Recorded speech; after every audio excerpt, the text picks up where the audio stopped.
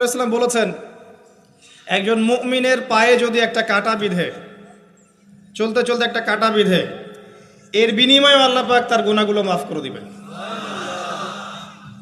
তো যে বিষয়টা বলছিলাম যে আল্লাহ রাব্বুল আলামিন সূরা আরাফের 179 নম্বর আয়াতে বলেছেন যে আমি প্রচুর জিন আর মানুষকে সৃষ্টি করেছি জাহান্নামের জন্য।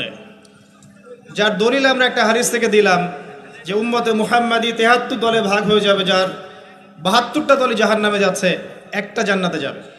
তার মানে সংখ্যা কম হচ্ছে।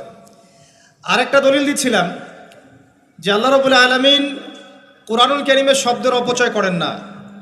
একটা শব্দ দিয়ে তিনি একটা কওমের ইতিহাস তুলে ধরেছেন।